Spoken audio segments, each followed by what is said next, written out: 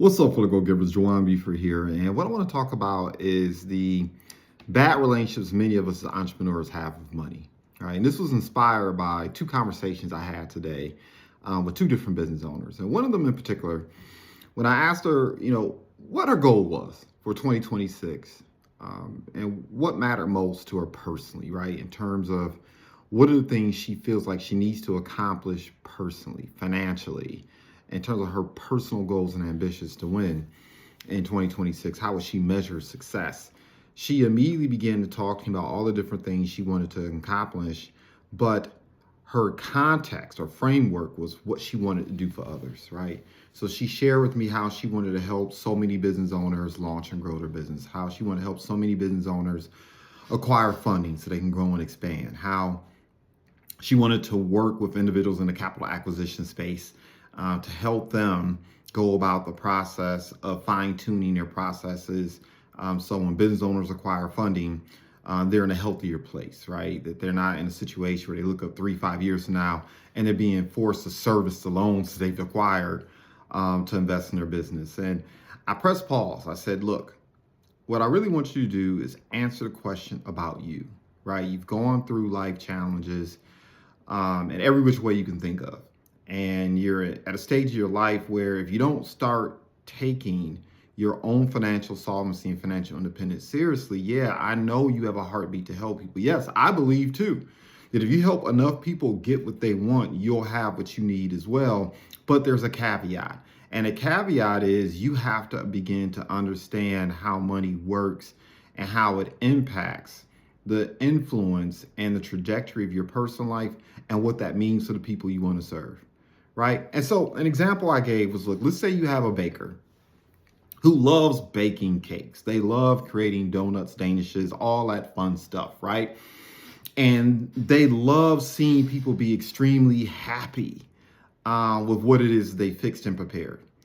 And I said, you have two bakers, right? You have one person that owns a bakery and their bakery is generating $80,000 in revenues, or let's say they're paying themselves $80,000 in profit. And then you have another bakery owner and their business is doing $2 million in revenues. That doesn't necessarily mean that they're paying themselves $2 million, but let's say their bakery is generating over $2 million in revenue. Small bakery, small mom and shop, pop, right?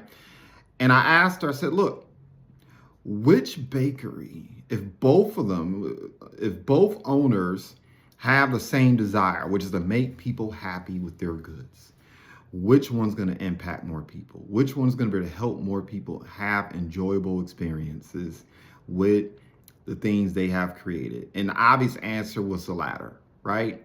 And that's the lesson I want to share today, because oftentimes many entrepreneurs fail to succeed, to achieve their goals and dreams, because they don't have a good relationship with money and understanding why it's important for you to be able to generate enough revenue to carry yourself and to carry your business.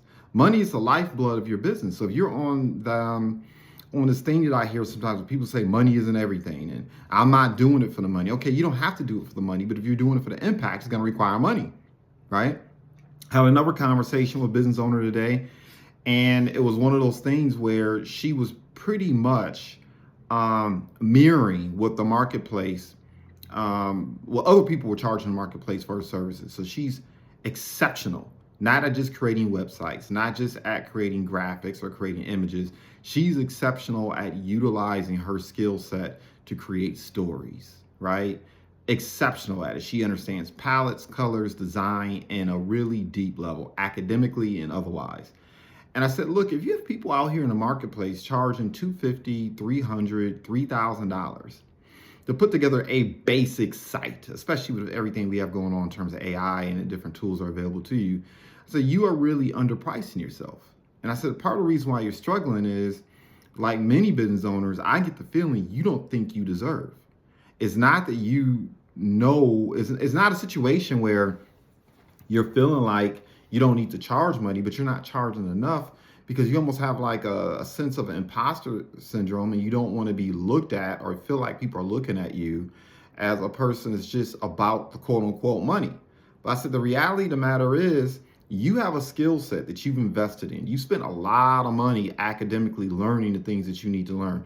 You've paid the price over years and years and years of fine tuning your approach, fine tuning your process, and creating outstanding outcomes for your clients.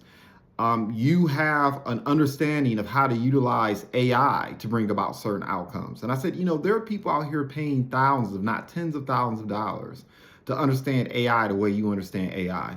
There are people out here who are going to spend an inordinate amount of money attempting to educate themselves about what you already know.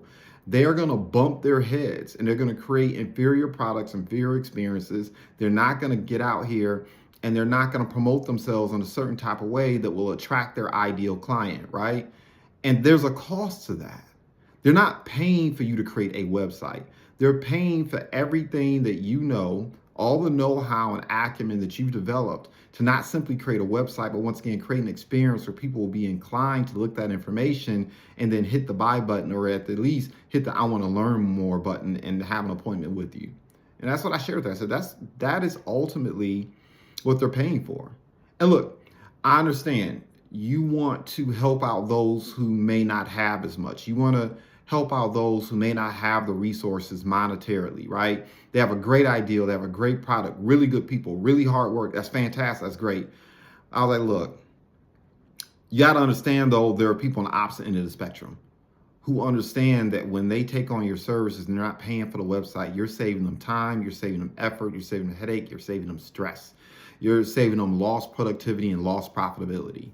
And on the opposite end of the spectrum, you need to have some type of premium, some type of 5-star service that you offer and not be afraid to share it. And then if individuals can't afford the 5-star offer, then you create situations or circumstances or create designs within your ecosystem to account for them. But you can't get out here and undercharge what your real value is, right?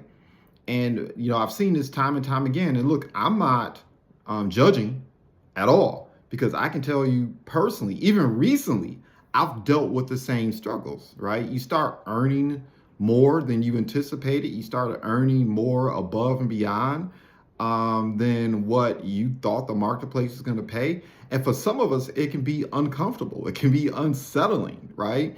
I remember, not recently, but I remember not too long ago when my business started paying me whether I went to work or not. And I felt some kind of way about it. It was uncomfortable, right?